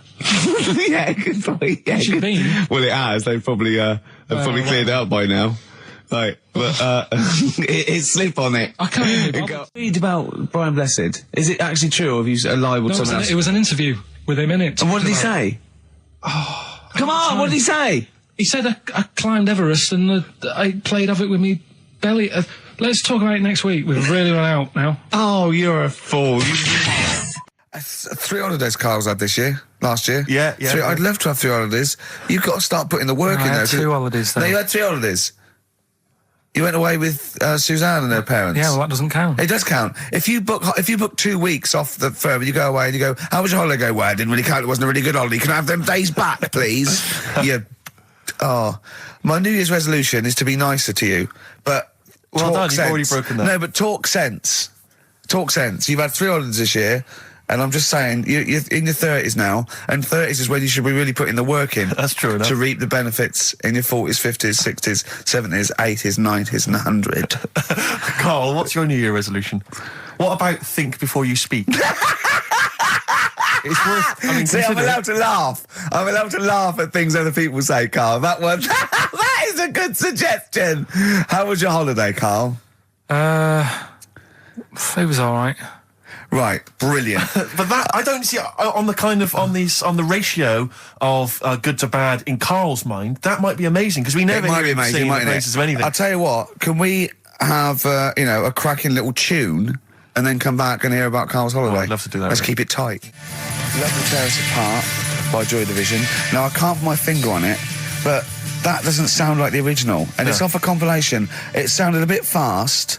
I think the vocal was slightly different. If anyone can, put me out of misery, I think it might be in a session of the time or something. Carl, is it a New Year resolution for you? Another one. Maybe when we ask you to get a song, get the original single version. I could be and wrong, not some but obscure session. Yeah, it does seem different, doesn't it? Very odd. Yeah. Maybe we just remember it wrongly. But anyway, that's XFM for you. 104.9. I'm Ricky Gervais with me, Steve Merchant. Karl Pilkington. Carl, you went to Lanzarote. Yeah. People said don't go to Lanzarote. They told you it was Lanzarote. They told you, were they right or wrong? They were right, yeah. Really? Yeah, it's a bit ropey, yeah. Is it? Why? Just out there. If it wasn't for the volcano they had, it'd been knackered. That's their big draw, is it? That's it, basically. That's all they've got going for them. When you landed, was it really hot? Were you quite excited? You were thinking this is okay? It was warm. It's, we can't complain about the weather. The weather was all right. Sure.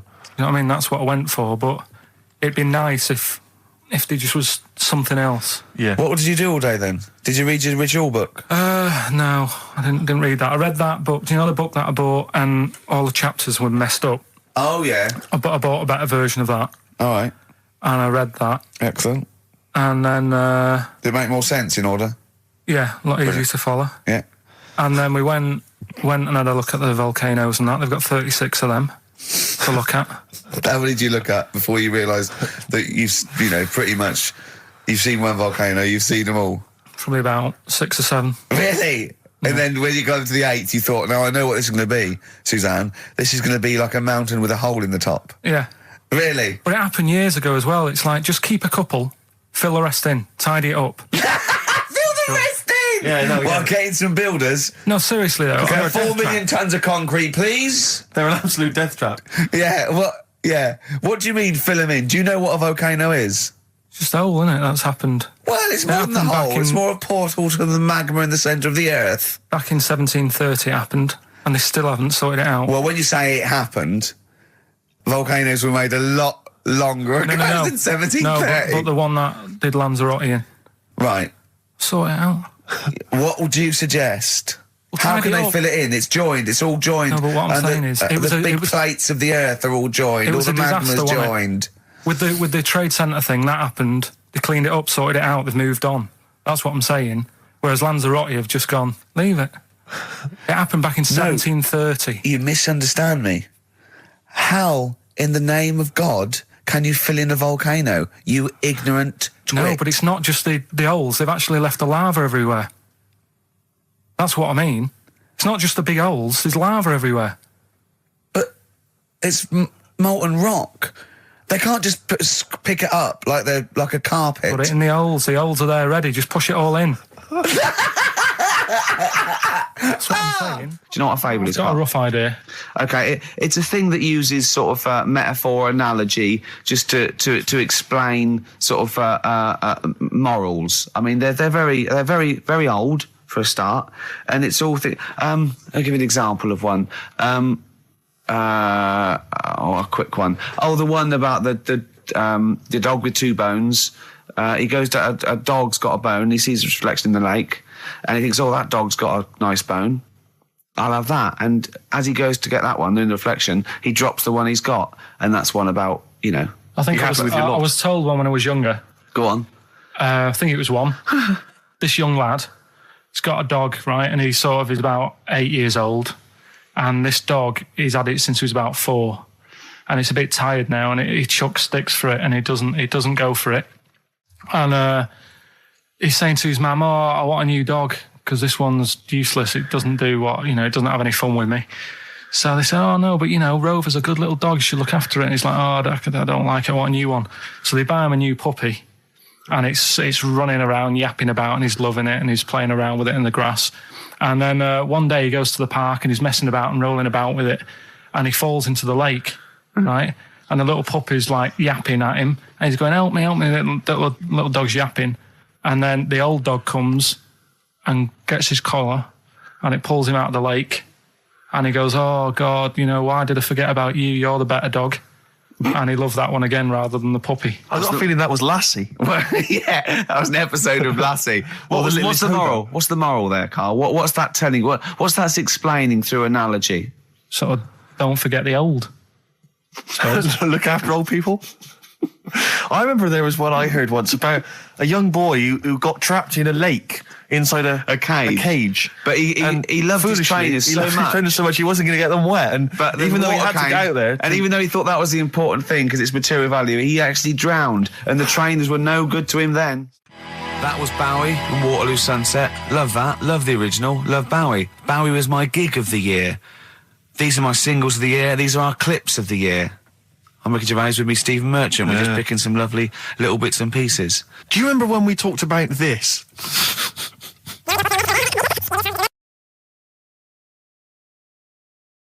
So we just had a text here that says, and I don't know what truth there is in this, as ever, but John says there is apparently a nude bike ride today in Hyde Park. Now, I can't believe that's the case, because I don't think it's allowed, is it? You can't ride around with your veg jack, can you? I don't know. Why would you want to? Well, good point. On a bike. On a bike, I love the fact that that's what disgusts him. Do you know what? If we did appeal for a nudist to call in, I'd want a very specific sort. I want a German nudist, a middle-aged man called Helmut. Okay. If there is any, or the closest one to it. So I want a middle-aged man from Germany. If your name is Helmut, you're in. But I'll accept Hans. Carl would be good, wouldn't it? All right. Yeah. I think I'm wondering if the age might. Maybe we could broaden out. Okay, just a German nudist bloke. Right. Could he at least be fat? Could I find a fat German fella? If your name's Helmut, we're going to give you a big prize. Yeah. But you know, any fat German fella who likes to get his sausage out. Sure. Okay. It's sauerkraut. Yeah. What's the phone number? 0871 222 1049. It'd be good just to get an email or a text with a contact on it, and then I can just call them up in the week. Sure. And 83936 is the text number. I don't know what our audience demographic pans out like, Rick, but I'm suspecting that's probably a fairly small fraction of our listenership. I know, but you know, there must be someone out there. If you know a fat German who likes to get his tackle out, phones are going. Straight away. Just answer it, Carl. Just answer it. Just potluck. it could be anything. Well, just see what it is. To be fair, it could be a nutter. But just say hello. Just tell his nutter straight away. He'll stay there, won't he? He'll stay there. Well, answer it. Answer it. Leave it. Answer it. Oh, you see this? It's gone. It's gone. There you go. He bottled it. So, just as well. Well, you took too long to answer it. There's a vicar in Australia who started sort of doing his services and all that in nude. Hot, isn't it, out there? Yeah, where'd you get the churches aren't. Churches are pretty cold. It was on some website. Of course it was. Yep. Just saying about a vicar and that who's there's a lot of nudists and that who want to get married. Do it, you know. Don't mess about with the wedding dress and that. Just snip up. Cheaper, isn't it? Well, I also suppose it's so. I suppose if you believe in God, you believe that that's the way to be, innit? Because Adam and Eve and that. Yeah, but then in Adam and Eve, the shame made us dress up, didn't it? Yeah. Eating the apple and things.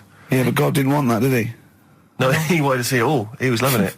He You don't know where of time getting a knife full of all of that, and then the snake said, cover yourself up. Stitched him right up. What exactly is there then? Is it just a kind of moon-like kind of surround with just kind of dust and rock? That's exactly what you see. I was there when the Mars thing went wrong. Yeah. I would have just sent a camera crew there, filmed a bit of that, right, and say, here we are, this is it. Ignore the little coffee shop in the background. Right? This is Mars, because that's what it's like. Just loads of dust. Holes everywhere.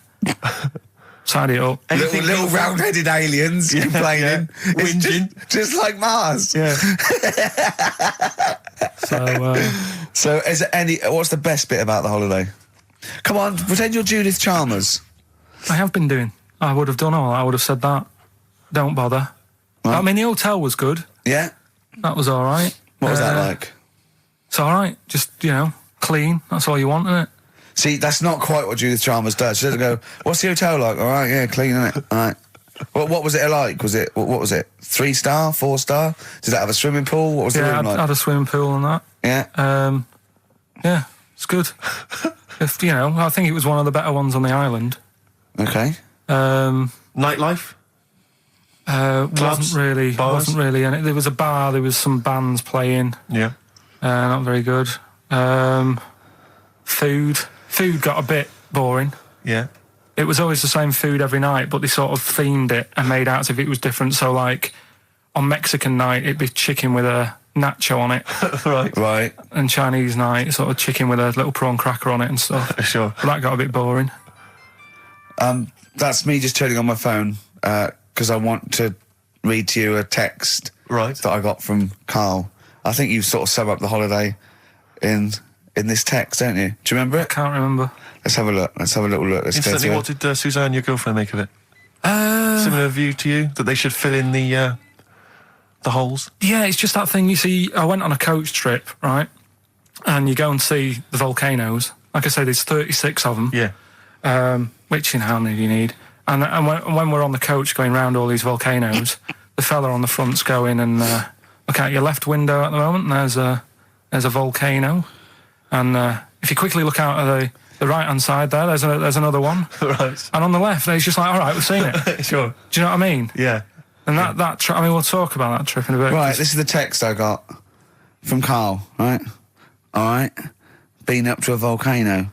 Been in some dead artist's house who built his house in the lava. They said they would show me science with volcanoes, but all they did was chuck some water in a hole and it shot up in the air. No dwarves in the canteen, no scousers here, but there is a Swede woman with a big head. She looks effing gormless with a cap on. All right? So a little reference there to... A Swede woman?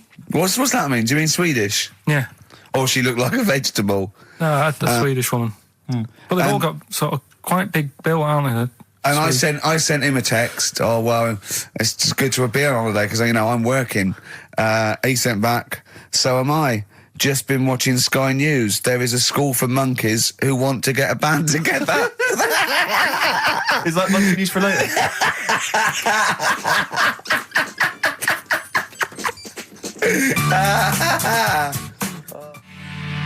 Oh My Corazon by Tim Burgess. I can't get enough of that. I love that chorus. On XFM 104.9. Ricky Gervais, Steve Merchant and little Karl Pilkington. But it was a nice holiday. Yeah, it's all right. It's just, I went there to relax and that. Exactly. Did a little bit of that. Trying to think of some new, features and stuff. Sure, always working. 3 holidays a year, Jesus. Oh, well, not really 3, not 2. It's all one big sort of like work thing to me and Steve. 2 holidays, isn't it? Work hard, you need the holidays. So, yeah, the things that annoyed me was like, you get bored sat around the pool after a couple of days. I'd read my book. Yeah. There wasn't much going on the... Not even any crabs to throw sand at, was there? No crabs or anything. They wouldn't bother with Lanzarote, right? So, decided to go on a little trip. That's when I saw the volcanoes and that, 36 of them. So, we go on the trip, and the thing that annoys me, it does happen every holiday that you go on. If you go on a sort of a package thing, they have these trips, right? and you pay about 40 odd quid, and they give you some wine, sort of make it feel like you're getting your money's worth. But how many of these trips have you been on then? Loads. Probably about 12. More holidays than I've had. Go on. So anyway, so you're on the coach, right? And they take you for the Volcanos. They took us in the middle of nowhere. Yeah. Right. There's nothing else round there. Sure. It's like I say, it's like Mars, but with holes in the ground. Yeah. Right. And they sort of drop you off, and they go, right, everybody, see you back here in an hour. There's loads of volcanoes for you to look at, and a coffee shop over there. And you know for a fact, right, you don't need an hour there. You could just say, well, just keep the engine running, because I'll have a look in this hole, we'll get back on, give us 5 minutes. Don't need an hour. Absolutely. Yeah. But you know that they've got something going. It's a with backhander, definitely. What, with the coffee shop? Definitely, yeah. They go there. And they get everyone to have an ice cream and a coffee, and they sit down, have a fag, talking to the bloke. Yeah, and it's like, cousin. Yeah. How much was the coffee? Was it probably about €3 each euro, so I think it was $3.50. Sure. Yeah. Which is, I don't know, what, that's about £2.5 quid. Yeah, they've stitched you up. Go on. Talking about this the other day. What was it now? Listen, a fella. No, listen. Do you want, all right, no, go on. All right, he's got it now. Go on. This fella goes to the doctors, right? Oh, right, okay. Right, if this isn't any way apocryphal, stupid, illogical, impossible, right, you are never, ever speaking again on radio. So make sure this is at least possible. I'll tell you what, I'll even give you improbable but possible. So if anything that breaks the laws of the universe or logic, okay, that's all you have to avoid. On you go. Right, so this fella, right, he goes to the doctors because he's got earache. Right, okay, if a chimp's living in his brain... Go on. So he's got earache, he's sat in the waiting room, and his ears all bunged up and it's hurting a lot and what have you. So the doctor comes out and he goes, right? And because his ear's all bunged up, he doesn't hear it that well, right? So he thinks it must have been me, right? So he wanders in. Keep going. Anyway, I'm going to hate this. I can just feel it in my bones. Steve, I'm going to let you take over. Okay, let's hear it. So the doctor says, sit yourself down there, right? So he sits himself down. He goes, right, take your pants off, right? So he's thinking that's a bit odd. Anyway, he heard that though. He apparently he took his tackle off. The doctor did some operation. What, there in the waiting room? No, in his office. In his office, yeah. What? Wait. So he removed what? His genitals? Yeah. In his office. Why, Carl? Because he hadn't called him in. Oh, he'd called in the bloke who wanted his testicles taken off, and he didn't hear it. What? So the doctor went out and said, Mr. Jones, who's here to whip off your cock and balls just here and now, right? Bloke comes in, didn't it? It must have been me. So the bloke who wanted his balls taken off didn't say, I think he said me. So he didn't interrupt then. So the bloke goes in, he starts taking his testicles off, and he doesn't say, I'm here for me ears. What are you doing with that? That is a blinding record. And before that, Rick, what do you make of those adverts? They were great, weren't they? I like them, yeah. I'm going to buy all them products on the way home. And that's endorsed by Ricky Gervais. He's won awards. Yeah. Rick, do you remember this? This was a hilarious moment. No, you'll remember this when you hear it. It was when Karl said something that was basic. Well, I think for a lot of people it sounded like a lot of old bollocks. Carl's found love on the street before, haven't you? How's it going with your bird, Karl? Are you married? Yeah. No. How long have you been out with her? Going out with her? 7 years. Because, you're quite a simple man. Yeah. You're sort of a simple in a nice way. Ways. I mean, you're like Helen from Big Brother. Yeah, you're sort of nice enough, but I look normal. Well, yeah, you sort of do. But you could be one of those that just suddenly go mental with a pen. Yeah, do you know what I mean? Stab people through the eyes. Yeah, you sort of look normal. But if I wouldn't really want to wind you up to a point of frenzy. How did you meet your girlfriend? Through work. What, through her work? What, you found out and said you worked at the same place. Oh, you're right. Yeah. You're quite an enigma, aren't you? Could you give us more on that? At work, you met her at work. What, she came in selling sandwiches? She was going through the bins outside. What do you mean you met her at work? Why are you having an attack on me? You're the one who's sad and lonely. No, Oh, he's done you again. He's done you Yeah, again. but what I thought was interesting was I just scratched at him and he just went mental. Yeah, no, it's like a but bear caught in a trap. It's funny, isn't it? You'll never learn. No, I was just interested to find out what the story was, because it might be a really romantic story. Well, it's not.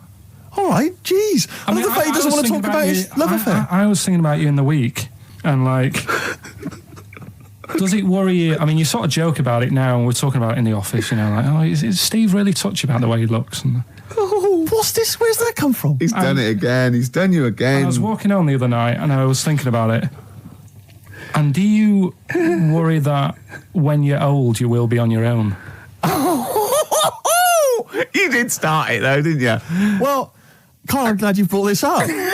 because I mean, for me, you know, a lightweight, frothy entertainment show on XFM on a Saturday afternoon is exactly the place where I want to discuss the desperate, lonely future that's inevitably coming my way. Oh, God. I'll tell you what will cheer you up and forget all that. A bit of Embrace. Oh, one of the most hated bands. I'm a little bit concerned about your toilet discussion. What exactly is your point again? I was just a bit bemused. See, it's a tricky one. All I'm saying is, right, there I was at the pub quiz. I go to the toilet, not thinking about anything. I try to go, right? There's a little gay fella next to me. I love this little gay fella. Now, the weird thing is, there's nothing stopping him having a little glance, right? Because he's allowed in the fella's toilet. Yeah. Now, I'm not allowed to go into the woman's toilet and have a little look round. Right. So all I'm saying is, should they have another toilet area? What, for gay people? Yeah. And so this would be gay men and lesbians? Well, Is that going to complicate things? I mean, I can only assume. I mean, to what point? I'll ask you a question, right? If you're intimidated, that's a shame. But you know, most gay men aren't looking at your knob. You know that. What do you mean? I can only say that 99.9% of gay men who use a urinal standing next to what they assume is a heterosexual man aren't looking at his knob. And what they're doing then? They're emptying their bladder. No, but the thing is, I can't talk. You're saying like, you know, about would you have one toilet for lesbian women and gay fellas, right? Well, does that mean? Would it be mixed? Would it just be? Would it have a man on one? That's heterosexual man. One little picture of a woman on the other, and then what? What would the little icon be? A man and a woman? A man and a woman. Just having a chat? Yeah. In pink and Doc Martens. But you couldn't mix them, because then what would happen is you'd get people who are going, oh, I'll play up to this a bit. Or pretend to be gay? And yeah, you know, sort of grow a moustache and shave their head. And pretend to be a lesbian. Right. Yeah. So I see. So, you know, people pretending to be gay so they could go in and have a look at the lesbians. Yeah. Right. So that would mean that we need 4 cubicles now, would we? Yeah, no, this is fine. 4 cubicles. So every pub How now... many toilets do we need at Every the moment? pub's now got 4 toilets. Oh, Carl, bisexuals. Yeah. Now, interesting. Bisexuals. How many toilets do we need now? Call the council. Do you use any? Huh? No. No, because they're interested in everything, aren't they? Because the little bisexual fella will be looking at your knob. Right, with them, what you do, you just have a door, you open it, and there's one urinal there, so you can't get a queue. They have to sort of wait. I just thought that, well, why can't there just be a thing between the urinals, so no one can look at anyone else's knob? Wait a minute. Just to go back to Ricky's point, what stops, even if we've got the toilet for gay men, what stops the gay men who want to have a look at your willy going in the regular toilet and pretending that they're straight? Most men don't wear gay across their No, head. exactly. They don't have a tattoo. There's no branding yet in the British house where they have to declare. So we're going to have to expand this. So we've all got to carry identity. Do you know you can see a gay, can you? Coming a mile off. No? No, I'll just hold it in next time. No. Can you tell gay men? Do you know a gay man? I'd say probably if you did if you lined some people up and said point them out, I reckon I'd get. But hold on, we're not talking about people dressed in leather with the arse cut out and an handlebar moustache. Yeah. We're talking about everyday, No, non-seen. of course. Oh, well, yeah, but I mean, suppose I put you in a room and there was 10 naked men, right? Yeah. And there's 5 gay men and 5 hetero. Could you walk along that line looking at those gay... Am I naked? No, you don't have to be naked. Why would you have to be naked? To catch them out. Play a record. How would you catch them out? No, don't go into it. Don't go into it. Don't go into it. Play a record. Ooh, those boys can rock there. That's the Guns with All Their Roses and Sweet Child of Mine. On XFM 104.9. I enjoyed that. Yeah. That was good. It rocks. I hope the audience was playing it loud like us. Yeah. Ricky Gervais, Steve Merchant, Karl Pilkington. Well, look at him yawning. How rude is that? Carl, what's wrong with you, man? Have you been up late? A little bit. Girlfriend was away, wasn't she, yesterday? Yeah, I always have a problem with that. I always have... Because you don't go to bed, do you, early? Do you know what I mean? You sort of think... I just always find that thing that if, you're used to living with someone, one of you will go, let's go to bed, then you'll go, all right. But when you're on your own, you go... You just forget to go to bed. I just stay up. Okay, stop eating now, Carl. You've ate all the food. That's just a plate. All right. Okay. Yeah. No, I stayed up and watched... there was a thing on about Dracula. Right. What, Dracula? And I found a flaw in it. Go on.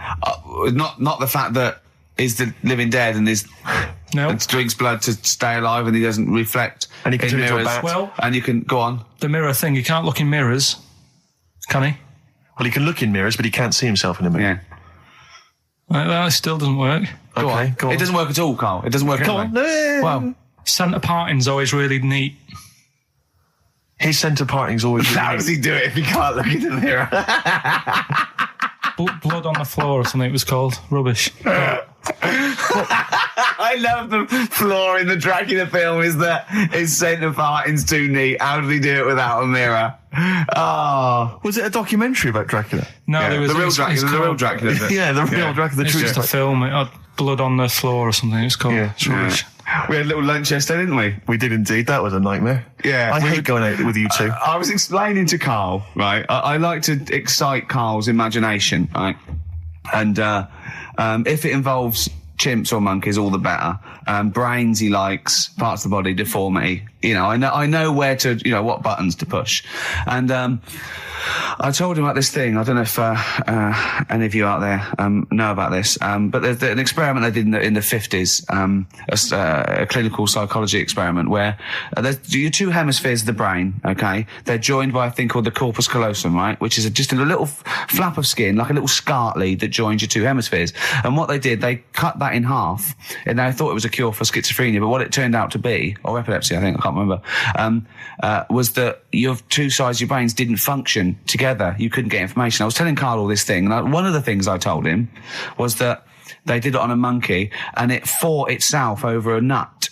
Like its right arm was connected, by its left lobe of the brain, and it was fighting over itself. And Carl went, instead of thinking this is amazing experiment, he went, would it have been happy if you'd given it 2 nuts? Yeah, I know. Well, you started off by explaining it. I remember you mentioned, because I was watching the 2 of you as you were describing it to me, you said, of course, one side of the brain deals with symbolism. And as you said the word symbolism, I noticed Carl drift away from looking at you, pick up his mobile phone and start pressing buttons randomly. And I thought it was the word symbolism that got him. And I noticed it took you just a moment longer. And I think the first thing you said was, when did I lose you? Yeah, I knew I'd lost him. It's extraordinary. And he doesn't even try to disguise it. I said non-locature at one point as well. Right, yeah. And I knew I was dicey with death there. Yeah.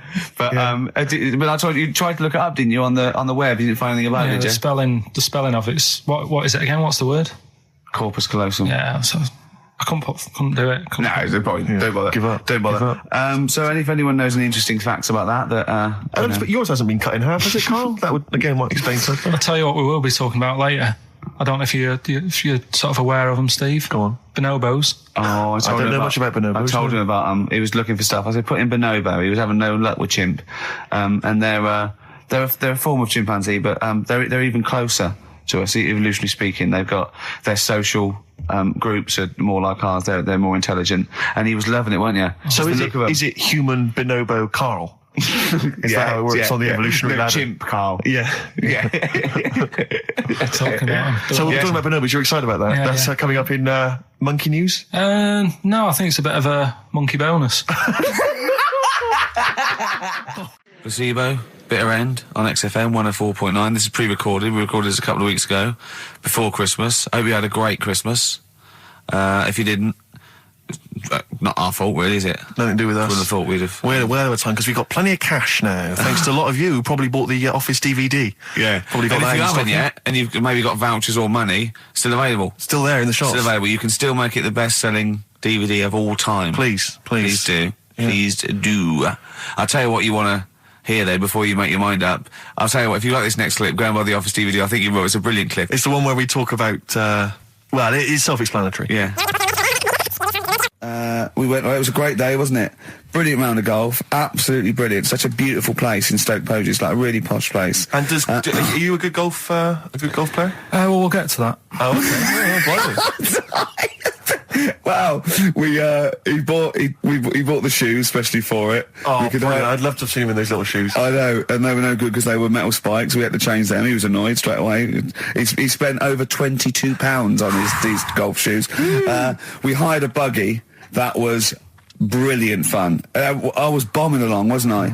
I don't drive, but it was great on that buggy. Well, you've been on a buggy with me, and you were a bit scared. Yeah. What? I nearly killed us once. I was just taking banks and things, but you don't see sort of bunkers, and he'd scream and go, "Stop!" And he'd put his foot down the brake, and then I reversed. At one point, he sort of did a handbrake turn next to the lake, and then we had to reverse, right? And you just flick a switch and put your foot down. He did that without looking. I look behind, there's a big oak tree there. He screams, "Watch the tree!" Right? So Dukes of Hazzard. And I kept jumping in and leaving him behind because I had to go to my ball.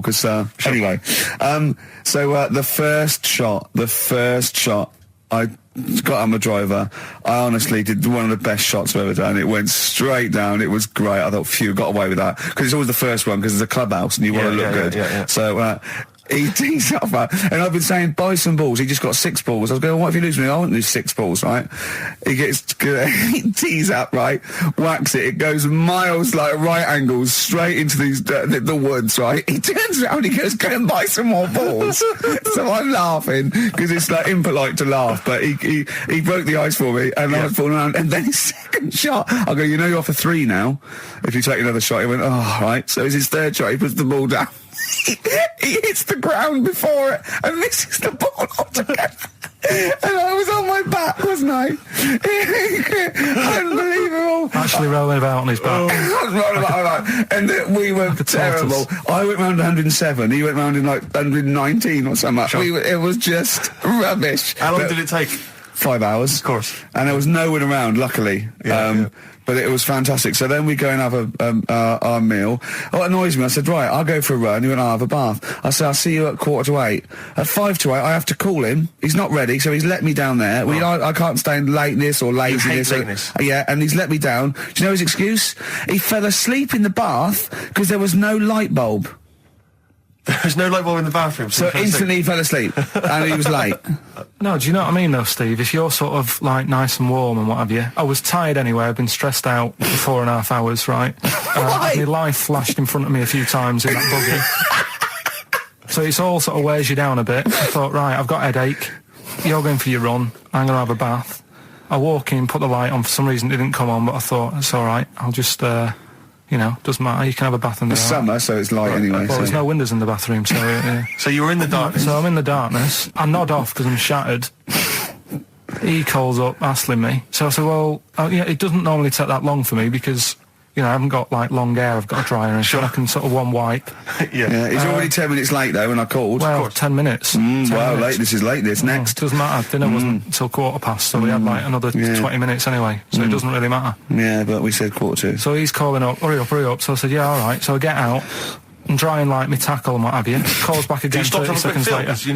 No, I don't. I don't like that. You're not going to do that, though. Give it a wipe. 30 seconds later, come on. So I end up going downstairs to the meal area. Naked. With a wet shirt on and wet socks. I've got headache as it is. Meant to be a relaxing weekend.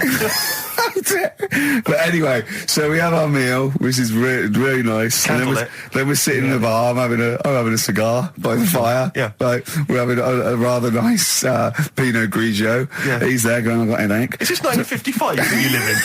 I know. Yeah. It's so right. And we are knackered because he's not used to work. I've seen him moaning, falling asleep. He's not used to it at all. And you've been on your feet for over half an hour. Yeah, right. So we didn't even walk around the golf course. We had a buggy. Yeah. Wasn't even exercise. And now it's Carl's bit. It's the re-education of Carl. He's like Liza Doolittle. And now he's coming to, or Lawnmower Man, if you've seen that film. More like Lawnmower Man, if you've seen the film. You know what I mean. And his homework was to just study quotes, really, on happiness and stuff and general well-being. He's not a big happiness quote fan, are you, Carl? Not really. So what have you done? You've come up with something, haven't you? Right, yeah, I told you, right? Because a lot of these are just things you say every day. They're nothing special. So what I'm doing... Well, you say them every day. Well, the sort of things you come out with and you don't even think about it, do you know what I mean? Yeah. They're on the TV all the time. People on the radio are saying these sort of little quotes. Sure. And what I've done is, remember that programme on Channel 4, Faking It? Yeah. Where they got some, like, posh kid to be on a door and all that. What I've done, I've... Imagine if that was the pitch for the show. Dear Channel 4, just going to get a posh kid on a door or something? Yeah, Yours come sincerely, in, Carl. come in. Yeah. TV producer. Yeah, go on. So, what I've done, this little book of quotes, happiness quotes, I've picked two that are real. Okay. And I've made one up. Right? And we've got a guess. And you've got to guess which then, one it is. go on. Well, I'll tell you what, Rick, why don't we, when we've heard them, we won't confer. No. You'll write down yours, A, B or C, and I'll write down mine and we'll see how it Okay, works. Carl, off you go. Right, and just because I'm looking at this book, it doesn't mean I'm actually reading. No, I know. Don't worry, we're clever. No, we know, we can't see yet. Like, call my bluff. Yeah, go on then. Nothing is worth more than this day. Okay. Yeah. Yeah? All right. Yeah. The way I see it...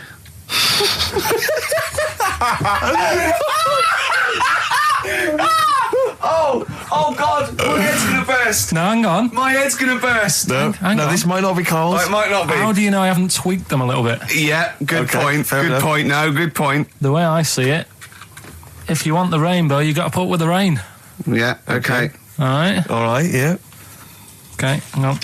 It's not- yeah. Come on. Cat food, Cat food, come on. it stinks a bit. But if you don't put up with the smell, the little kitten will die. Steve, I don't know what to say. I don't know what to say. Imagine this in faking it. Imagine their faces when he says that, and they're going, "Oh my God." Oh. Carl, play a song, mate. We'll have to confer on this one.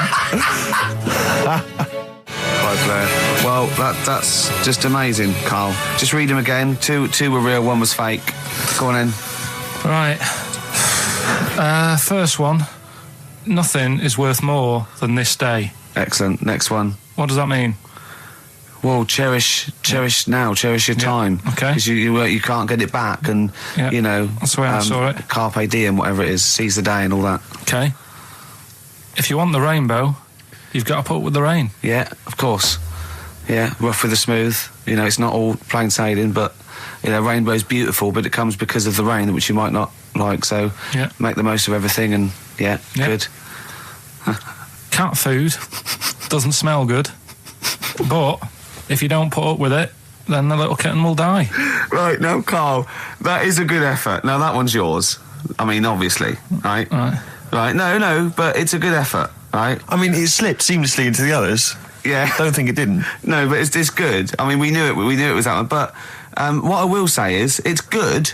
But what you don't know, maybe subconsciously, is, I mean, it's very similar to the putting up with the rain and the rainbow. But that's good. Why do you think that? Well, What does mine mean? well, even though it smells bad, it's good for something.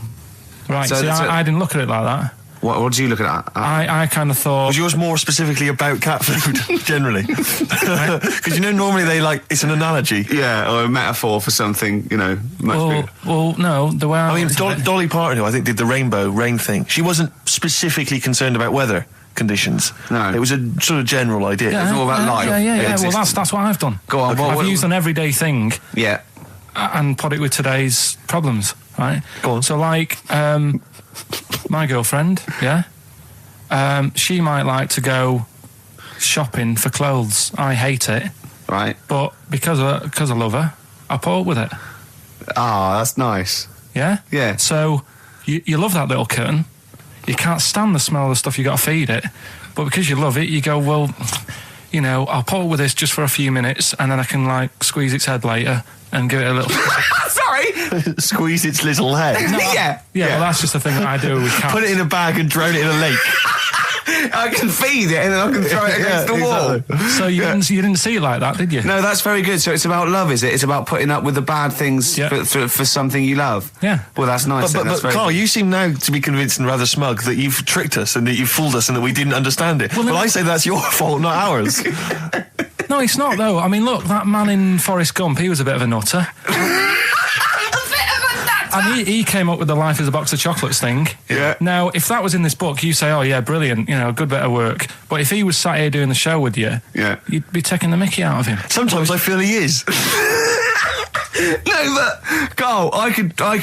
In fact, if people are out there, we're too lazy. Could you write down everything Carl's ever said? Because I think we could publish that. Yeah. He said one today. He saw my salamander. It's not a euphemism. He saw my salamander, and it's just sitting there in the tank. Your exotic pet. Yeah, and he's worried about there not being a lid on. And he said, I went, what are we worried about? He said, wow. He said it sits there for 24 hours a day, obviously planning to get out. Well, it's got nothing else on its mind, and it's the daft thing is, he has actually got the lid ripped up a little bit. And he'll be looking up there, and it's going to get out. But what's the worst that could happen? What's it thinking? What do you think it's thinking, this salamander? It's got its eye on the DVD player. I can have Ian be down the market. Right. Okay. Right. The results of We ain't got a winner for the first time. Yes, we have. We've got done this loads. feature for. We've got loads of winners. No, we haven't. We've done this feature for 3 weeks. This is the first time I've managed to sort of. What? Well, let's go through them then. What have they got wrong? The first one. The first one. What was the first one? correct- Yeah, the first one. Well, hang on. Let's do them in reverse order first. So what's the last one? The last one. The clue was that bloke does sport on the telly, and he's got a little kid. What's that? That's Destiny's Child. Des, who does ITV Sport, that's has got terrible, a tiny man. child, right? No, terrible. that's fine. They got that. Okay, Destiny's Child. What's the one? Des What's the middle one? Right, the middle one. Right. Child. The second one was he doesn't like women. Yeah, he's got a couple of kids. That's a bit weird. Yeah. Right. That was PD. That was Puff Daddy. That is offensive. Go on. But it's not Puff Daddy. It's Puff Daddy. And he's not even called that anymore. He's called P. Diddy. Well, Okay, fair enough. but they got that one. Yeah. And if I'm being tight, these lot are as well. Yeah. Yeah. Tight means something in Manchester. Go on. Right. And the first one that they're having problems with, I don't think them birds should be allowed in this They've area. got it. Boyzone. It's not Boyzone. What's the clue again? I don't think them birds should be allowed in this area. That is perfect. A boy zone. No birds. No women. No women, yeah, birds, right? A boy zone. Sorry, Carl. If that isn't the answer, their clue is better than yours. That is brilliant. What was yours? Boy zone, it works perfectly. What's your answer then? Bangles. I have no idea what that means. Like seagulls. So you don't want them in this area, so you're banning them. Bangles.